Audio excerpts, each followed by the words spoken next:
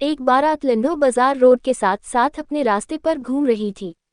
सबसे पहले ढोल, तुरही और झांझ की गूंज के साथ बैंड आया। उसके बाद सड़क पर गाते व नाचते हुए दूल्हे के मित्र और उसके बाद सफेद टट्टू पर बैठा दूल्हा स्वयं आया, जो विवाह की पोशाक में बहुत ही सजीला और सुंदर लग रहा था।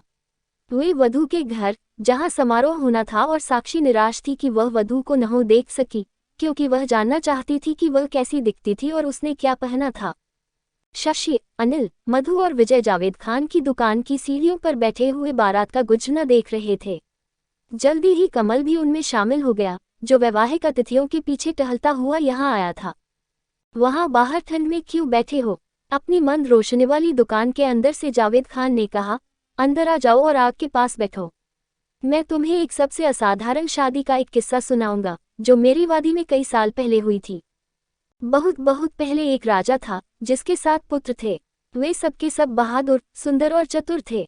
वृद्ध राजा सबको बराबर प्यार करता था और राजकुमार एक सी पोशाक पहनते थे तथा उन्हें समान भत्ते मिलते थे। जब वे बड़े हुए तो उन्हें अलग अलग महल दिए गए, लेकिन महल एक जैसे बनाए गए थे और उनकी साज सज्जा भी एक जैसी की गई थी, और अगर तुमने एक महल देख लिया था तो समझो सारे महल देख लिए थे। जब राजकुमारों की विवाह योग्य उम्र हुई तो राजा ने एक समान सुंदरता और प्रतिभा वाली 7 वधुएं खोजने के लिए सारे देश में अपने राजदूत भेजे। राजा के संदेशवाहकों ने हर जगह की यात्रा की, कई राजकुमारियां देखी, लेकिन 7 उपयुक्त वधुएं नहीं ढूंढ सके।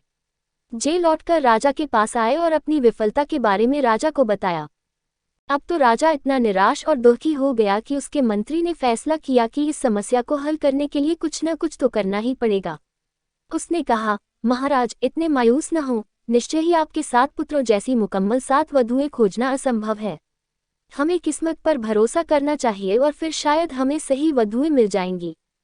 मंत्री ने एक योजना के बारे में सोचा था और राजकुमारों को इसके लिए सहमत कर लिया था। उनको किले की सबसे ऊंची बुर्ज पर ले जाया गया, जहां से पूरे शहर के साथ ही आसपास का ग्रामीण क्षेत्र भी दिखाई देता था। राजकुमारों के सामने 7 धनुष और 7 तीर रखे गए थे और उनसे जिस दिशा में वे चाहें उस दिशा में तीर छोड़ने के लिए कहा गया। प्रत्येक राजकुमार ने उस लड़की से विवाह करने की सहमति दी थी, जिसके घर पर उसका तीर जाकर गिरेगा, चाहे वह किसी राजकुमार की लड़की हो या किसी किसान की। राजकुमारों ने धनुष उठाए और अलग अलग दिशाओं में तीर छोड़े। सबसे छोटे राजकुमार को छोड़कर सभी राजकुमारों के तीर प्रसिद्ध और अत्यंत प्रतिष्ठित परिवारों के घरों पर जाकर गिरे थे। लेकिन सबसे छोटे राजकुमार द्वारा छोड़ा गया तीर शहर की सीमा से बाहर चला गया था और दृष्टि से ओझल हो गया था। नौकर तीर की तलाश में सभी दिशाओं में दौड़ पड़े और एक लंबी खोज के बाद उसे एक बहुत बड़े बरगद के पेड़ की शाखा में गड़ा हुआ पाया गया, जिसके ऊपर एक बंदरिया बैठी थी। एक बंदरिया? बच्चों ने आश्चर्य से कहा। क्या राजकुमार ने बंदरिया से शादी की? अनिल ने पूछा। जावेद खान ने जवाब नहीं दिया, लेकिन हुक्के का एक लंबा ताजगी देने वाला कश खींचा और अपने श्रोताओं के ध्यान केंद्रण के दबने का इंतजार करने लगा। जावेद खान ने किस्सा जारी रखते हुए कहा, राजा को बहुत पछतावा हुआ जब उसे पता चला कि उसके सबसे छोटे राजकुमार के तीर ने ऐसा दुर्भाग्यशाली निशाना लगाया है। राजा और उसके दरबारी एवं मंत्रियों ने एक त्वरित बैठक की और फैसला किया कि सबसे छोटे राजकुमार को तीर के साथ एक और अवसर दिया जाना चाहिए। लेकिन हर किसी को चकित करते हुए राजकुमार ने दूसरा अवसर लेने से इनकार कर दिया। मैं शिकायत नहीं करता, उसने कहा। मेरे भाइयों को अच्छी और सुंदर पत्नियां मिली हैं और यह उनका सौभाग्य है। लेकिन मुझे वह कसम तोड़ने को मत कहो जो मैंने तीर चलाने से पहले ली थी। मैं जानता हूं कि मैं बंदरिया से विवाह नहीं कर सकता, लेकिन चूंकि मैं नहीं कर सकता, इसलिए मैं किसी से भी विवाह नहीं करूंगा। इसकी बजाय मैं बंदरिया को घर ले आऊंगा और एक पालतू की तरह से उसकी देखभाल करूंगा। और सबसे छोटा राजकुमार शहर से बाहर गया और बंदरिया को घर ले आया। 6 भाग्यशाली राजकुमारों के खूब धूमधाम से विवाह हुए। शहर में प्रकाश और आतिशबाजी से जश्न मनाया और सड़कों पर संगीत एवं नृत्य हुए। लोगों ने अपने घरों को आम और केले के पत्तों से सजाया था। पूरे शहर में खुशी का माहौल था, सिवाय सबसे छोटे राजकुमार के घर के, जो बहुत अकेला और दुखी था। उसने अपनी बंदरिया के गले में हीरे का एक पट्टा डाला था और उसे मखमल की गद्दी वाली एक कुर्सी पर बिठाया था। राजकुमार ने कहा, ऐ बंदरिया, आज इस खुशी के दिन तुम भी उतनी ही अकेली हो जितना मैं हूँ। लेकिन मैं यहाँ तुम्हारे ठहराव को खुशियों से भर दूंगा। क्या तुम्हें भूख लगी है? और उसने स्वादिष्ट आमों का एक कटोरा उसके सामने रख दिया तथा उसे उन्हें खाने के लिए राजी कर लिया। वह बंदरिया से बातें करने लगा और अधिकतर समय उसके साथ बिताने लगा। कुछ लोगों ने उसे मूर्ख या जिदूदी कहा, दूसरे सोचते थे कि वह थोड़ा सा पागल है। राजा ने अपने मंत्रियों और बेटों के साथ स्थिति पर चर्चा की और राजकुमार को फिर से होश में लाने और किसी उपयुक्त परिवार में उसका विवाह करने के लिए कोई न कोई रास्ता निकालने का निर्णय किया। लेकिन सबसे छोटे राजकुमार ने अपने पिता, भाइयों और मित्रों की सलाह व मनुहारों को सुनने से इनकार कर दिया। मैंने वचन दिया था, उसने उत्तर दिया, और मेरा वचन पहाड़ की तरह अटल है।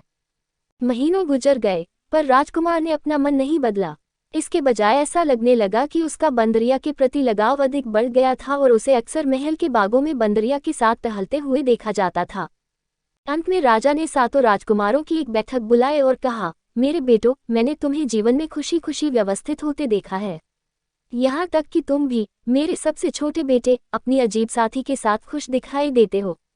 एक पिता की खुशी अपने बेटे बेटियों की खुशी में होती है। इसलिए मैं अपनी बहुओं से मिलना चाहता हूँ और उनको उपहार देना चाहता हूँ। सबसे बड़े बेटे ने तुरंत अपने पिता को अपने घर भोजन पर निमंत्रित कर दिया और दूसरों ने भी निमंत्रण को दोहरा दिया।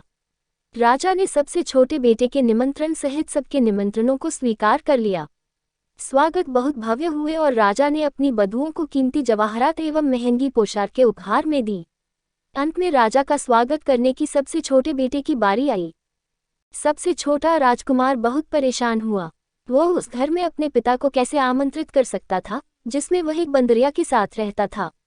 वह जानता था कि उसकी बंदरिया इलाके की अनेक बड़ी बड़ी महिलाओं से अधिक सौम्य और प्रिय है और वह इस बात पर दृढ़ था कि वह उसे छुपाएगा नहीं, जैसे वह कोई शर्मिंदा होने वाली चीज हो। बाग में उसके साथ टहलते हुए उसने कहा, मुझे अब क्या करना चाहिए मेरी दोस्त? काश परेशानी की घड़ी में मुझे आराम, राहत देने के लिए तुम्हारे पास जुबान होती। मेरे सभी भाइयों ने मेरे पिता को अपने घर और अपनी पत्नियां दिखाई हैं। मैं जब तुम्हें उनके सामने प्रस्तुत करूंगा तो सब मेरा मजाक उड़ाएंगे।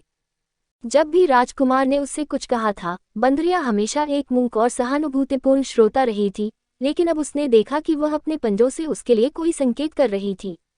उस पर झुकते हुए राजकुमार ने देखा कि उसके एक हाथ में मिट्टी के बर्तन का एक टुकड़ा था और वह उससे उसे लेने के लिए कह रही थी। राजकुमार ने उससे वह टूटा हुआ टुकड़ा ले लिया। उस पर सुंदर जनाना हस्तलेख में ये शब्द लिखे हुए थे, चिंता न करें राजकुमार, उस स्थान पर जाएं जहां आपने मुझे पाया था। मिट्टी के बर्तन के इस टुकड़े को बरगद के पेड़ के खोखले तने में फेंक देना और किसी जवाब की प्रतीक्षा करना। राजकुमार पहले तो झिझका, लेकिन बाद में सोचा कि अपनी बंदरिया की बात मानने से उसकी समस्या और ज्यादा तो बिगड़ने वाली नहीं है। इसलिए मिट्टी के बर्तन का टूटा हुआ टुकड़ा लेकर वह शहर के बाहर गया और उस बरगद के पेड़ के पास पहुंचा। वह एक बहुत पुराना, सैकड़ों साल पुराना बरगद का पेड़ था। उसकी शाखाएं और जड़ें एक विस्तृत गोल घेरे में फैली हुई थीं और उसके पत्ते छोटे छोटे कुंजों का निर्माण कर रहे थे। उसका तना हालांकि अंदर से खोखला था, लेकिन बहुत बड़ा और मोटा था। उसके पास जाकर राजकुमार ने मिट्टी के बर्तन का वह टुकड़ा पेड़ के खोखले तने में फेंक दिया और ये देखने के लिए इंतजार करने लगा कि क्या होता है। उसे ज्यादा देर तक इंतजार नहीं करना पड़ा। कुछ ही पलों के बाद हरे रंग की पोशाक पहने एक सुंदर लड़की तने से निकलकर बाहर आई और राजकुमार से अपने पीछे आने के लिए कहा। उसने राजकुमार को बताया कि उसकी राजकुमारी, परियों की रानी, उससे व्यक्तिगत रूप में मिलना चाहती थी। राजकुमार पेड़ पर चढ़ा और खोखले तने में प्रवेश कर गया और थोड़ी देर अंधेरे में टिटोलकर चलने के बाद अचानक वह आंखें चौंधिया देने वाले आश्चर्यजनक बाग में पहुंचा, जिसके अंत में एक आकर्षक महल खड़ा हुआ था। ऊंचे ऊंचे सूरजमुखी के फूलों से बाग की सीमा बनी हुई थी। फूलों के बीच में एक मधुर सुगंध वाली जलधारा बह रही थी और जलधारा के तले में कंकरों की जगह माणिक, हीरे व नीलम थे। यहाँ तक कि इस दुनिया में फैला प्रकाश भी उसकी अपनी दुनिया से ज्यादा गर्म और मृदु था। उसे सोने की सीढ़ियों से चांदी के एक फव्वारे के पीछे और इंद्रधनुषी सीपियों से बने महल के दीवारों में से ले जाया गया।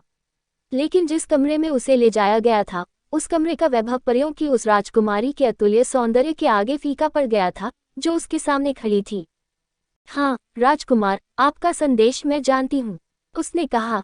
चिंतित न हो, लेकिन घर जाएं और कल शाम को अपने पिता महाराज तथा अन्य शाही मेहमानों के स्वागत की तैयारी करें।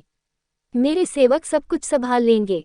अगली सुबह जब राजकुमार अपने महल में जागा तो एक अद्भुत नजारा उसकी आंखों के सामने था।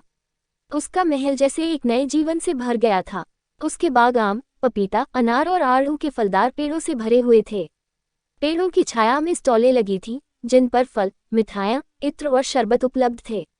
बच्चे लॉन में खेल रहे थे और पुरुष व स्त्रियां संगीत सुन रहे थे। राजकुमार ने जो देखा उससे वह हक्का बक्का रह गया था और तब तो वह और भी ज्यादा अचंभित हुआ जब उसने अपने महल में प्रवेश किया और वहां भरपूर शोर व गतिविधियां पाईं। स्वादिष्ट भोजनों से मेजें लदी हुई थीं। छतों से बड़े बड़े झाड़ फानूस लटक रहे थे। फूलों के बंधनवारों की सुगंध ने पूरे महल को महका रखा था। तभी एक सेवक दौड़ता हुआ आया और घोषणा की कि राजा अपने दरबारियों के साथ पधार रहे हैं। राजकुमार उनकी अगवानी के लिए लपका। वह उन्हें स्वागत कक्ष में लेकर आया, जिसे सुंदर ढंग से सजाया गया था। वहां भोजन परोसा गया। उसके बाद हर किसी ने राजकुमार द्वारा चुनी गई साथी को देखने पर जोर दिया। हर किसी ने ये सोचा था कि इतने शानदार भोज के बाद बंदरिया को देखना एक मजेदार मनोरंजन होगा। राजकुमार उनके अनुरोध को टाल नहीं सका और उदास मन से बंदरिया की तलाश में अपने कमरे में गया।